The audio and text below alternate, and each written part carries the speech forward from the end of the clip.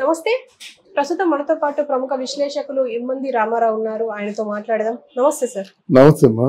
Sir, ఈ రోజు అసెంబ్లీలో పవన్ కళ్యాణ్ అట్రాక్షన్ గా మారారు అని మాట్లాడొచ్చు. ఎందుకు అంటే స్పీకర్ గా అయ్యన్న పాత్రుడు ఆయనని అంటే తిట్టే వ్యక్తుల నుంచి వెళ్ళి మీరు తిట్టే వాళ్ళని ఆపాల్సిన పరిస్థితి ఏర్పడుతుంది మీకు అని చెప్పేసి, అండ్ స్కూల్ టీచర్ అంటే స్కూల్ లీడర్ గా అయిపోయింది, అల్లరి పిల్లాడికి స్కూల్ లీడర్ అప్ప చెప్పినట్టుంది అని చెప్పేసి అన్నారు. మీరేమంటారు సార్, ఎలా ఉంది అంటారు? నిజమేనమ్మా. అయ్యన్న ఈరోజు అసెంబ్లీ అంతా ఒక నవ్వుల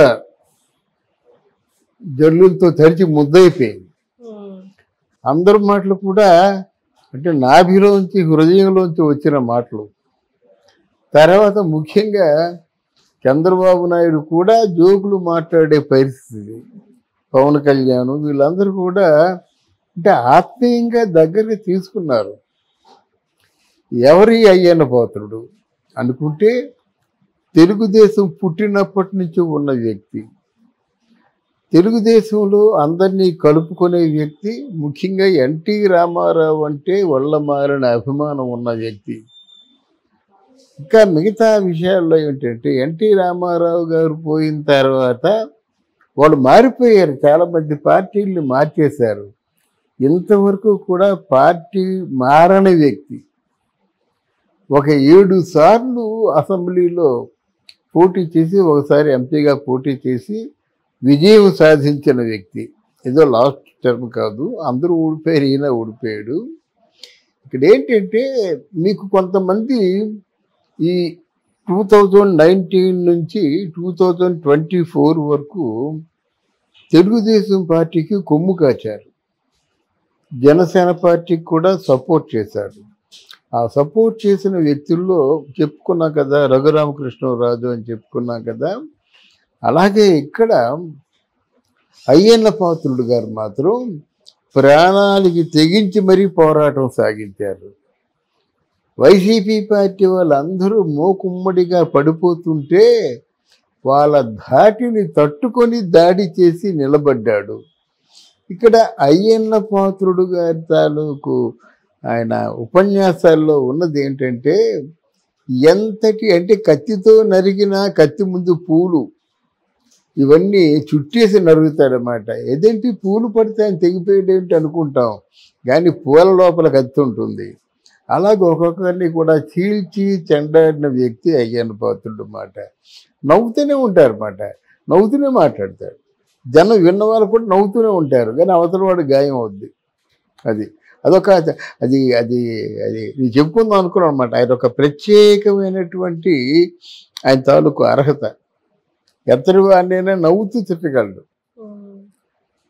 అలాంటి వ్యక్తి నిజంగా పాప ఆయన ఇంటి మీద దాడి చేసిన, ఇల్లు అక్కడేదో బ్యాక్ వాల్ కొట్టేసినప్పుడు కూడా ఎన్ని ఇబ్బందులు సృష్టించినా, ఎన్ని చేసినప్పుడు కూడా తట్టుకొని నిలబడ్డాడు. ఈరోజు చంద్రబాబు నాయుడు ఎంత హ్యూమర్ ఉంటుంది అనుకోలేదు నాకు. ఎందుకంటే ఆయన్ని అసెంబ్లీలో ఉంచితే ఏదైనా గట్టిగా మాట్లాడతాడు, మధ్య మధ్య జోకులు వేస్తాడు, కానీ ఆ సీట్లో కూర్చోడానికి ఎందుకు ఆ కష్టం ఆయనకి. యాక్చువల్గా అయ్యన్న పాత్రుడికి స్పీకర్ అంటే అధ్యక్ష స్థానంలో ఉన్నారు కదా, ఆయనకి అల్లరి చేయడం, ఆట ఆడుకోవడం, ఇట్లాంటి వేటాడుకోవడం ఈ అలవాటు. కానీ అధ్యక్ష స్థానంలో కూర్చొని ఏం చేస్తాడా అనేటువంటి గబుక్కుని ఏదైనా బూతులు తిట్టేస్తాడేమో అనే భయం ఉంది నాకు. అంటే అట్లాంటి వాళ్ళు ఎందుకు కూర్చోబెట్టాడా? ఎనీవే చంద్రబాబు నాయుడు గారు బాగా ఆలోచించే ఆ పదవి ఇచ్చుంటారని మనం సర్దుకోవాలి. కానీ ఇక్కడ ఏంటంటే అలవాటుగా బూతులు తిట్టేస్తే ఆ స్థానానికి విలువ ఉండదు. బూతులు తిట్టే వాళ్ళని కంట్రోల్ చేయాలి. ఒక అశ్లీలంగా మాట్లాడేవాడిని, డబుల్ మీనింగ్ మాటలు మాట్లాడిన వాడిని, అభ్యంతరకరంగా మాట్లాడిన వాడిని, అర్ధరహితంగా మాట్లాడిన వాళ్ళని కంట్రోల్ చేయాలి. అది కంట్రోల్ చేయగలడా అనేటువంటి ఒక విచిత్రమైన భావనలతో తొలి రోజు ముగిసింది. అంటే ఒకవేళ పొరపాటున అధ్యక్ష స్థానంలో ఉండి ఘాటుగా స్పందించి తిట్లు తిట్టకుండా జాగ్రత్త పడుతూ ఆయనకి ఇచ్చిన అధికారాన్ని నిలబెట్టుకుంటాడని మనం ఆశిద్దాం. ఇది మొత్తం అంటే అసెంబ్లీ సహజంగా అసెంబ్లీ అన్నది సీరియస్గా నడుస్తుంది. ఇది రెండవ రోజే కదా. ఇంతమంది నవ్వుల్లో జగన్మోహన్ రెడ్డి గారు కూడా ఉంటే ఎలా నవ్వుతాడా అనేటువంటి ఒక ప్రశ్నార్థకంగా నాకైతే ఉంది. ఆయన ఉంటే బాగా నవ్వేవాడు కదా అని. తర్వాత ఎందుకో జగన్మోహన్ రెడ్డి రాలేదు, ఇక ముందు రాడు కూడా. ఇది అసెంబ్లీ అనిపించుకోవటం లేదు. వీళ్ళేదో పాత కక్షలు ఉన్నట్టు, ఆవేశకావేశాలు ఉన్నట్టు, ప్రత్యర్థులైనట్టు వీళ్ళు అనుకుంటే, వీళ్ళు 11 మందినైనా గెలిపించే వాళ్ళు ప్రజలే కదా. ప్రజలు గెలిపిస్తే ఆ ప్రజలకి మీరేం చెప్తారు చెప్పాలిగా. గెలిచి మీరు ఊర్లలో తిరగడానికి, ఇళ్లల్లో దాక్కోవడానికి కాదు కదా. అది అలా ఆలోచించాలి.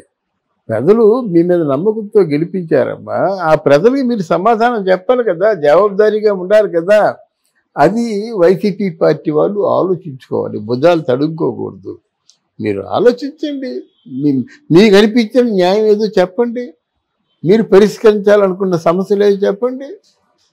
అంతేగాని వాడు అప్పుడే సెషన్స్ ఏం మొదలవ్వలేదు, ఆ పెన్షన్ ఇచ్చావా, వికలాంగులకి పెన్షన్ ఇచ్చావా, ఆ డబ్బు వేసావా, ఏమిటిది సెషన్స్ మొదలెట్టాలి. వాళ్ళు ఏదో ఆ సబ్జెక్టు ఒకటి ప్రిఫర్ చేసి ఆ సబ్జెక్టు మీద డిస్కస్ జరగాలి. సంబంధిత మంత్రి అంతకుముందు ఎలాగుంది ఆ శాఖ, ఇప్పుడు ఎలాగుంది, తర్వాత మరి ఖజానాలో డబ్బు ఎంత ఉంది, దీని ఫండ్స్ ఎక్కడి నుంచి తీసుకొస్తున్నాం, అంత వివరాలు కావాలి కదా. ప్రతిపక్షం ఉన్నా లేకపోయినా సరే తెలుగుదేశం పార్టీ వాళ్ళు శ్వేతపత్రం విడుదల చేయగలిగేటువంటి సామర్థ్యం లేకపోతే కష్టం అవుతుంది. రేపొద్దున ఇలాగే ఉంటుంది. ఇప్పుడు జగన్మోహన్ రెడ్డి గారిని మనం ఎలాగైతే విమర్శించామో, రేపొద్దున వాడు శ్వేతపత్రం క్లీన్ చీట్ అవ్వకపోతే వీళ్ళు విమర్శలు పాలైపోతారు అన్నమాట. అసెంబ్లీ అంటేనే అది, మంత్రులు అంటేనే అట్లాంటి వాళ్ళు ఉండాలి. అంతేగాని రాచరికపు వ్యవస్థ, నియంత్రణతో ధోరణి ఉంటే వాళ్ళు మంత్రులు ఎందుకు అవుతారు? ప్రజల చేత, ప్రజల వలన, ప్రజల కోసం ఎన్నుకోబడిన దాన్నే ప్రజాస్వామ్యం అంటారు. ఆ ప్రజాస్వామ్య విలువల్ని కాపాడుతారని కోరుకుందాం. నేను మద్దతు ఇస్తున్నానంటే అదే కదా. నా మద్దతుదారులందరూ కూడా ఆయన మద్దతు ఇవ్వమని అర్థం ఉంది.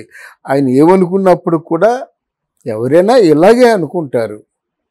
పక్కనే ఇక్కడ పవన్ కళ్యాణ్, నాగబాబు భార్య గారు ఒకరు కాదు, మరి ఎవరు, రామ్ చరణ్, మరి ఇక టీవీ బుల్లితెర నటీనటులు అందరూ వచ్చారు. ఆయన అడగలేదు ఎవరు, ఎవరి మట్టుకు వారి వంతుగా ప్రచారం చేస్తున్న సమయంలో మెగా ఫ్యామిలీలో ఉన్న వాళ్ళందరూ, సాయి ధర్మతేజు, వరుణ్ తేజ్ అందరూ వచ్చారు కదా, ఎక్సెప్ట్ అర్జున్.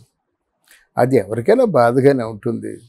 వాళ్ళు ఏదో అతిగా ఆలోచించారు. కానీ మన కుటుంబంలో ఉంటూ ఆయన రాలేదంటే కొంచెం మనసు గాయపడుతుంది అన్నమాట.